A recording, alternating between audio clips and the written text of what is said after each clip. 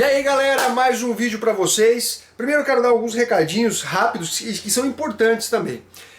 Eu tô fazendo esse vídeo aqui, eu publiquei praticamente 3 vídeos essa semana e esse vai ser o 4º. Por que eu tô fazendo tantos vídeos assim? Primeiro que teve o sorteio, depois um vídeo que eu já tinha preparado sobre aquele vídeo O Que Não Comprar, e agora chegou alguns materiais para mim que eu já li. Então eu vou fazer um 4º vídeo essa semana. Eu sei que é bastante vídeo, o pessoal às vezes fala, porra, não tenho tempo de ver todos e tudo mais, mas esse vídeo é importante por quê? Porque são lançamentos que estão em banca, ou em comic shop, que foram comprados pelas Megas Store, Livraria Saraiva e afins. Então eu estou fazendo esse vídeo, uma resenha, para você mais ou menos olhar e ver se vale a pena comprar ou não. Você analisa, conforme a minha resenha, se vale a pena comprar ou não. Então por isso que eu já estou fazendo esse vídeo, adiantando ele, na verdade, eu poderia deixar para semana que vem, mas semana que vem eu já tenho outros lançamentos para falar, outros vídeos de lançamentos, então eu separei os materiais aqui que eu já li para poder falar para vocês e vocês analisarem se vale a pena comprar ou não. O segundo recado é o seguinte, eu sei que eu fiz quase uma enquete ali perguntando se o guia do Hulk, aquele dossiê do Hulk e futuramente de outros personagens, seria feito, se a galera preferia que fosse feito em um vídeo ou se seria feito em mais vídeos. A maioria decidiu que seria feito em um vídeo. Eu estava com essa ideia em mente. O problema é que na hora de gravar, galera, eu fui gravando por partes e deu mais de 1h30. E ninguém vai ter saco para ver um vídeo de 1h30. Não vai, cara, não vai. Então, por esse motivo, e vou te falar os outros, edição. Edição dos vídeos. Se eu, por exemplo, passar para o editor que se comprometeu a fazer, o Fernando Leno, meu xará, ele não ia conseguir fazer isso tão cedo, 1h30 de edição de um único vídeo. Ele ia, sei lá, quando o cara ia terminar de fazer isso. Então o que eu decidi? Eu falei, cara, vou fazer partes e vou passando para ele vai fazendo e depois eu vou colocando online. Vai ficar muito mais célere, mais prático fazer dessa forma. Se eu deixar para fazer somente um único vídeo, uma edição dele, ele vai demorar muito para mim colocar online, vai demorar muito mesmo, porque porra, o cara tá fazendo ali de boa vontade, entendeu? E ele não vai ficar perdendo um final de semana dele fazendo vídeo, a edição do vídeo, não é assim. Então espero que vocês compreendam e entendam que o vídeo infelizmente vai ter que ser picado. Eu acredito que ele vai ter em torno de 5 a 6 partes, no máximo, no máximo. Alguns vídeos vão ter de 15, outros de 20, um até acho que vai ter perto de 40 minutos ali. E outro motivo também é para você upar esse vídeo no YouTube com relação ao tamanho. Vou tentar deixar uma qualidade boa, e para você upar ele fica um pouco complicado, porque é um vídeo muito pesado. Então por esses motivos eu não vou fazer um vídeo único. Outra coisa, eu vou dar uma pausa nos vídeos de crossover. Ainda tem mais algumas coisas que eu vou colocar. Ainda vai ter mais alguns crossovers. Mas eu vou dar uma pausa e vou revezar as segundas-feiras, que eu costumo colocar os vídeos de crossover. Eu vou colocar os vídeos, esse guia do Hulk, intercalado com um vídeo da coleção atualizada. A galera tava pedindo para fazer um vídeo da coleção atualizada, e eu vou fazer um vídeo também em várias partes. Eu acho que vai ser 5, 6 partes também esse vídeo. Vai mais ou menos coincidir com a quantidade de vídeos do guia do Incrível Hulk. Então uma segunda-feira vai ser um guia definitivo na outra coleção. Depois o guia do Hulk, coleção. Guia do Hulk, coleção. Isso toda segunda-feira. Aí eu vou dar um pouco de espaço, um tempo de crossover, para eu poder elaborar outros crossovers, para dar tempo de fazer outros crossovers, fazer uma coisa mais bem trabalhada, e dar tempo também de editar. Como vocês sabem, não sou eu que edito, infelizmente, apesar de que o Augusto Dias, um cara que está sendo... Porra, o cara tá me ajudando muito mesmo, prestativo, o cara é super gente boa, o cara manja dos Paranauê aí, e ele vai me dar umas dicas para mim aprender também, para eu aprender para mim aprender é foda, para eu aprender a editar vários vídeos aí e dando uma resposta mais rápida para vocês. Bom, esses são os recados aí. Daí comentem o que vocês acham aí desses recados aí que eu dei para vocês. Vamos às edições aqui que cara, muito empolgado, só edição foda que eu vou falar pra vocês. A primeira, Ayrton Senna, cara. Olha essa publicação. Essa publicação é da editora Nemo. Ela tem um formato, basicamente um formato magazine, não é um formato americano, é um pouco maior do que o formato americano. A trajetória de um mito. Não é escrito por brasileiros, é pelo Froissart, o Papazoglaski e Paquete. Eu acredito que sejam franceses.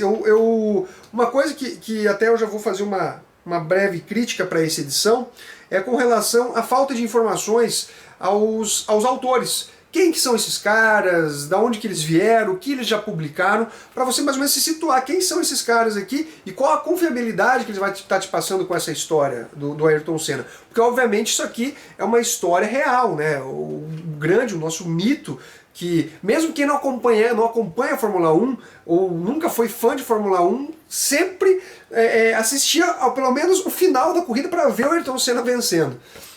Mas tudo bem, agora com relação ao preço. Salvo engano, ela está com preço de capa, acho que de R$39, alguma coisa assim. Tem que dar uma pesquisada, já está à venda na Saraiva, dá uma pesquisada lá no sistema Buscapé, Saraiva e tal, que você pega com desconto.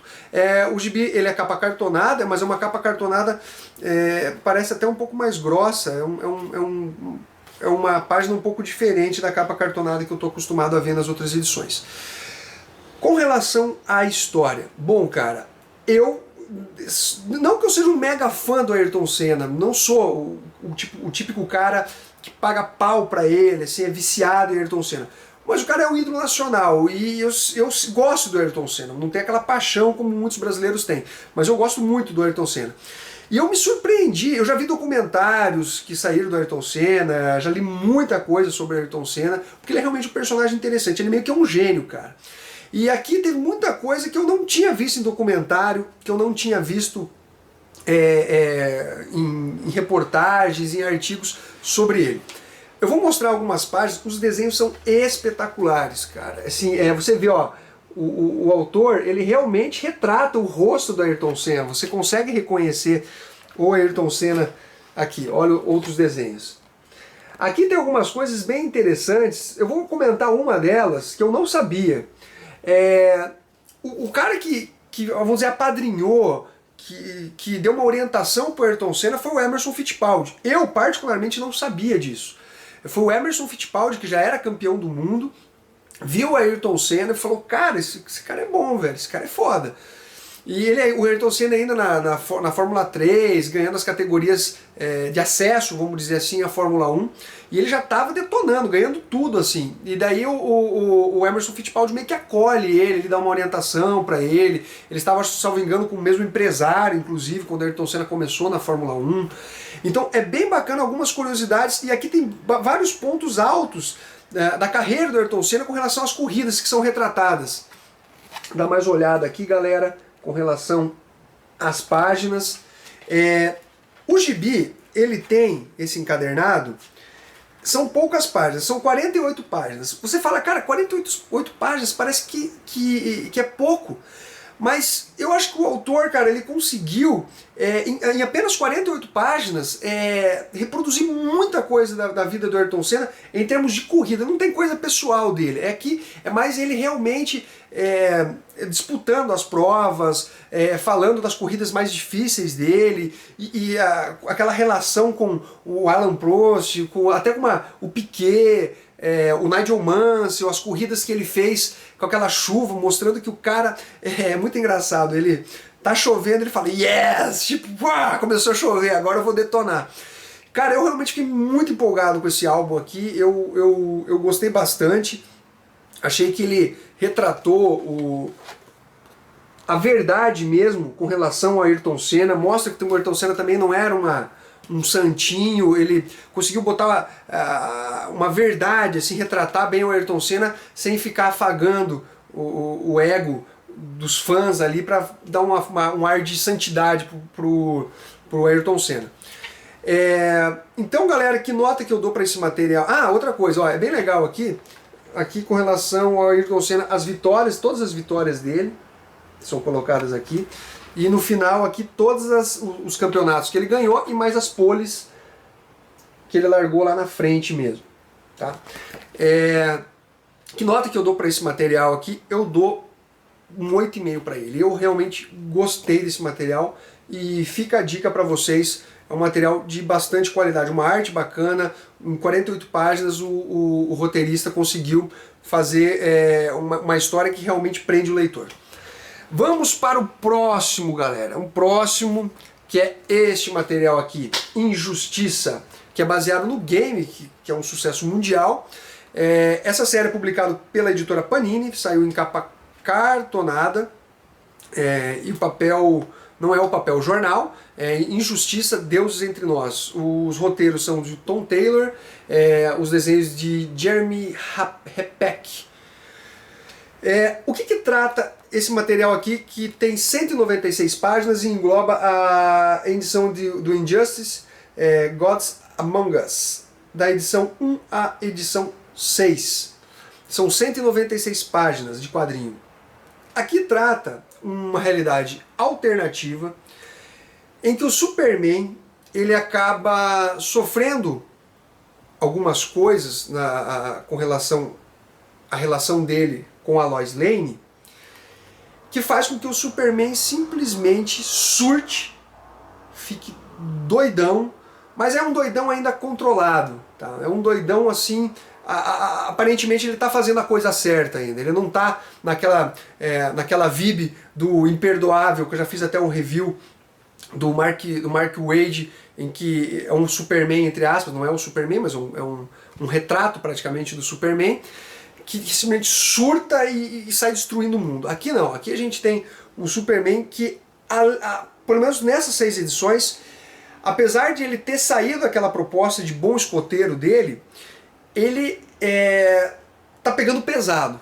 E ainda assim ele está agindo dentro da filosofia do que ele acredita com relação a acabar com as guerras, botar um ponto final da bandidagem, deixar aquele tom de, olha, agora eu já não vou pegar mais leve, agora o bicho vai pegar com vocês. Eu vou mostrar a arte para vocês aqui. Não posso mostrar muito, porque eu realmente não quero, apesar de aqui às vezes poder falar o que acontece, eu realmente não quero soltar spoilers, e porque tem muita gente que sabe a história por conta do game. Ele sabe o que ele fez, o que aconteceu com ele, literalmente, para ele ficar nesse estado de maior agressividade, quem ele pegou ali como, não digo bode expiatório, porque foi realmente quem sacaneou ele. Então eu não quero passar isso para vocês, eu não vou passar essa informação, porque senão vai perder boa parte da graça. Eu achei que perdeu um pouco. E é interessante também que acaba o Batman, isso eu posso falar para vocês, não é uma coisa tão spoiler assim, ele fica contra as atitudes do Superman, ele é contra as atitudes. E tem uns diálogos bem bacana. Ele fala, por exemplo, o Superman fala para ele, se você estivesse na minha situação, será que você não faria a mesma coisa? Você não faria a mesma coisa que eu fiz? Aí o Batman fala para ele assim, olha, eu não tenho certeza, pode ser que eu faria a mesma coisa que você, mas você é melhor do que eu. Você não devia estar fazendo o que você está fazendo. Pô, achei uma frase clichê, mas uma frase que caiu muito bem dentro dessa revista aqui. Eu achei bem bacana isso. Então, o que acontece? O Batman está contra o Superman simplesmente está querendo acabar com as guerras no mundo, ele vai lá e pega um ditador de um determinado país fictício, leva nas Nações Unidas e falou, parou, o cara tá aqui, acabou essa porcaria, eu não represento os Estados Unidos, eu tô aqui para tocar o terror, no sentido de acabar com as coisas agora, com a bandidagem, com as guerras, com o terrorismo, com tudo, eu vou acabar com esse negócio. E o Batman fica contra esse tipo de atitude, ele acha que não é uma atitude legal, o que eu acho uma grande hipocrisia dele. E vários heróis acabam ficando favoráveis ao Superman. Então você vê, por exemplo, a Mulher Maravilha está favorável ao Superman, ela segue os passos dele. A questão é a seguinte, a Mulher Maravilha, ela é uma guerreira, então ela vai além ainda do que o Superman, você está entendendo? Ela é mais, entre aspas, perigosa do que o próprio Superman. Então é bem interessante ver essa história aqui, é uma história alternativa, ela não tem uma relação direta com a cronologia DC, é como se fosse um universo à parte. Você pode acompanhar isso aqui sem amarra cronológica nenhuma, não vai ter nada que você precisa ler em paralelo a essa edição. Como ela engloba a edição 1 a 6, vai faltar mais um encadernado, né, que vai englobar as edições 7 a 12. E lá nos Estados Unidos ele já chegou no ano 2, na segunda temporada, que deve provavelmente ter mais um ano dela. Então ainda a gente vai ter que aguardar a Panini lançar mais um encadernado dessa série aqui. Eu vou mostrar mais um pouco da arte dela. É uma arte que me agradou, eu achei uma arte bacana, não é nada espetacular, assim, é uma arte suficiente para a revista, não deixa a desejar, mas também não é uma coisa que enche os olhos, é uma arte competente. Que nota que eu dou para essa edição aqui? Eu dou uma nota 8,5. Eu acho bem interessante essas histórias que fogem da linha cronológica e o roteirista pode explorar os personagens de forma diferente, sabe? Indo além do que eles poderiam ir na cronologia normal. Eu achei bem bacana essa ideia aqui do Injustiça. Então, nota 8,5 para essa HQ aqui. Vamos pro próximo, galera. É esse material aqui. Hulk, Círculo Vicioso, do Peter David e do Todd McFarlane. Primeiro eu vou fazer um esclarecimento aqui com relação a essa publicação. Primeira coisa é o seguinte, quem é colecionador novato provavelmente não deve ter visto, não deve ter nem na própria coleção, até porque esse material é esgotado. Apesar de que se você fuçar bastante na internet, você consegue achar. Mas não em sites vendendo assim, mais em sebos online. Foi publicado os maiores clássicos da Panini, do Incrível Hulk, pela Panini, o volume 1. O volume 1, ele traz basicamente o que tem nesse encadernado aqui. É basicamente o que tem nesse encadernado. Com relação a esse encadernado, ele tem uma edição a mais, que é a edição 340. Lá vai da 331 a 339. Esse vai da 331 a 340. A história adicional é a última em que o Hulk enfrenta o Wolverine, que é essa aqui que tem a capa, que é considerada uma das... Eu tenho uma votação num site grande americano, essa capa aqui ela estava entre as 100 melhores dos quadrinhos. E o combate entre o Hulk e o Wolverine, em vários sites também, inclusive da própria Marvel, teve algumas votações e tal, ele é considerado um dos melhores combates dos quadrinhos. Eu acho bacana, mas não tanto assim. Com relação a esse encadernado, você vai perguntar pra mim, vale a pena comprar ou não vale? Eu, com certeza, acho, independente de ser fã do Incrível Hulk, que vale a pena, sim, e vale muito a pena. É muito interessante, inclusive, você ler o prefácio aqui da edição, que é pelo próprio Peter David, que vocês vão ver, tem um prefácio dele aqui, e ele esclarece muita coisa. Ele faz uma crítica aos críticos, porque ele conta a história dele. Isso aqui, inclusive, esse prefácio tem nos maiores clássicos também. Ele fala, por exemplo, que ele não era um escritor ainda, ele tinha feito alguns trabalhos e tal, era da parte de vendas, e tinha uma rixa muito grande na parte comercial, com os escritores e tudo mais.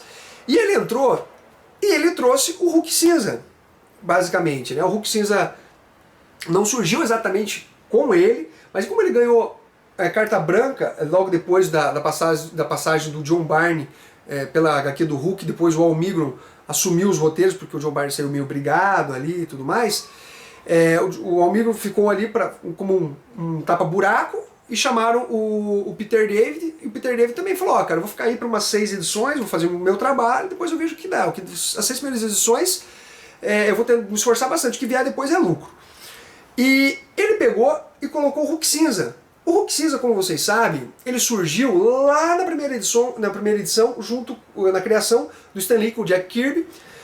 O Hulk surgiu originariamente cinza. E depois, toda a cronologia ele foi verde. Verde um pouco mais inteligente, verde selvagem, e por aí vai. E ele resgatou esse personagem de lá, daquele primeiro mesmo do Stan Lee e do Jack Kirby. E ele foi muito criticado. Que ele estava descaracterizando o Hulk. Bom, mas como ele falou, ele fala até no prefácio, como é que eu estou descaracterizando o personagem se eu resgatei o personagem original? E realmente, ele resgatou o personagem original. E aqui, inclusive, ele dá um ar até de maior crueldade, de malandragem pro Incrível Hulk com relação ao Jack Kirby e o Stan Lee. Então, a gente tem aqui uma história bem diferente do que os leitores estão acostumados. E como vocês sabem, o Peter David não ficou só 6 edições, ele ficou praticamente 10 anos no Incrível Hulk. Ele escreveu o Hulk da 331, acho que foi até 406 465, 460 e alguma coisa. Então foi muitas edições. E ele trabalhou um bom período com o Hulk cinza. Então o Hulk cinza realmente ele foge daquele Hulk que a gente conhece, do Hulk selvagem, aquele Hulk fortão, agressivo. Aqui a gente tem um Hulk mais cruel, mais malandro, sabe? Um Hulk quase o pé ali no vilanismo. O Hulk seria mais ou menos um anti-herói, e esse aqui é o que mais próximo se aproxima de um vilão, em termos de Incrível Hulk aí. E a gente tem essas histórias do Hulk com um roteiro mais elaborado, tá? Não que as histórias antigas não fossem elaboradas, mas aqui a gente tem o Hulk lidando mais com a realidade. Ele é um Hulk mais fraco, é um Hulk, vamos dizer assim, inferior em termos de poder ao Hulk selvagem. E o Peter David, uma coisa que eu acho muito bacana dele, é que ele traz bastante coisa da nossa realidade para os quadrinhos. Aqui vocês vão ver uma... Deixa eu pegar aqui, essa história aqui. É a terceira história do volume. Esse cara aqui é um xerife de uma cidade. É uma história bem simples, cara, mas eu acho muito boa essa história. E vocês podem ver o que ele faz com a mulher dele aqui. Que seria até uma crítica, né, aos homens que batem em mulheres aqui. Aqui, na verdade, na época não existia Maria da Penha. Nem existe, eu acho que nos Estados Unidos. Mas enfim, aqui no Brasil é Maria da Penha. Outra coisa interessante de você notar nessa história aqui, vou falar um pouco sobre a arte, é a evolução da arte do Todd McFarlane. Aqui você não vê uma arte, a arte dele é característica, aquela arte que consagrou ele. Aqui a gente vê uma arte, inclusive o Todd McFarlane fala em algumas entrevistas, não aqui nesse encaderado, que ele tinha muita influência do John Byrne com o Alan Davis, que é um desenhista britânico. Então você vê aqui que realmente ele não está com aquela arte costumeira dele que consagrou ele no Homem-Aranha. Olha, você pode ver que tem, obviamente, os resquícios do que ele ainda viria a fazer. Mas mais para frente, já na metade desse encadernado, a gente já consegue ver ele com aquela arte que consagrou ele no Homem-Aranha. Olha, você pode ver que são os traços um pouco mais finos com relação aos outros traços que ele tinha. Não é por questão do arte finalista não, tá? Aqui vocês podem ver, olha, isso aqui, ó, os traços são bem mais finos aqui. Tanto que nessa última edição aqui contra o Wolverine, a gente vê bem isso. Olha como a arte, o traço dele foi afinando com relação às primeiras edições ali. Que ele realmente estava buscando um estilo próprio já. Ele tinha uma influência muito grande do John Byrne, do Alan Davis, e depois ele foi buscando um estilo próprio, que foi o que consagrou dele. Depois ele foi para o Homem-Aranha, desenhou Homem-Aranha e tudo mais. Vamos falar um pouco sobre a história. Aqui a gente tem o Hulk cinza, que depois eu vou contextualizar a história para vocês. O Hulk, ele tinha sido separado do Bruce Banner, deu problema de instabilidade molecular, eles foram reunidos de novo. Nessa reunião, o Hulk meio que ficou numa versão cinza, mas não logo depois. Você tem que ler a história porque eu não quero passar muitos spoilers para você. Só que a gente tinha dois Hulks aqui. Por quê? Porque nessa separação e no banho de nutrientes que estava o Rick Jones caiu dentro e assimilou a radiação gama e se tornou o Hulk Jones, que é esse primeiro Hulk aqui. Esse Hulk que eu mostrei para vocês do início aqui, esse aqui é o Rick Jones e não o Bruce Banner, nessa versão verde. E ele está causando uma destruição muito grande. O Bruce Banner criou os caça-Hulk que estão perseguindo o Hulk Jones. Até que o Bruce Banner decide que ele tem que intervir. E daí ele acaba se transformando novamente no Incrível Hulk e ele se torna cinza, não mais o Hulk verde. E ele entra em batalha com o Rick Jones e surge um personagem ali que quem não conhece o nome dele, né, conhece o nome só de vilão, mas não o nome, por exemplo, o Hulk Bruce Banner. Você pega o Homem-Aranha Peter Parker. Aí tem esse vilão e tem o nome dele normal, que eu não vou falar qual que é, eu quero ver se vocês pegam quando vocês lerem essa edição. E você fala, cara, o que aconteceu com esse cara, tal, e você vê que esse cara tá tramando alguma coisa. Aí você descobre que ele é um dos grandes vilões do Incrível Hulk, e que ele já não tá gama irradiado. E a história segue por esse caminho. tá? Desse vilão querendo recuperar os poderes gama dele, o Hulk querendo livrar o Rick Jones, mas não porque ele é bonzinho, da maldição do Hulk. E logo depois a gente tem a entrada do Hulk aqui enfrentando o X-Factor, né? Que foi publicado inclusive nos encadernados, salvo engano, no Massacre de Mutantes. Foi no Massacre de Mutantes ou na Queda dos Mutantes? Em um desses encadernados recentes da Panini foram publicadas acho que 2 histórias do Hulk participando e enfrentando o X-Factor, e depois que até fez ele enfrentar o Wolverine posteriormente, que é o que encerra essa edição aqui. Esse conjunto da obra, eu dou uma nota 8 para o conjunto da obra dessa edição, ou seja, vale muito a pena comprar sim. E eu espero, o mais importante, que a Panini dê uma continuidade para esse material.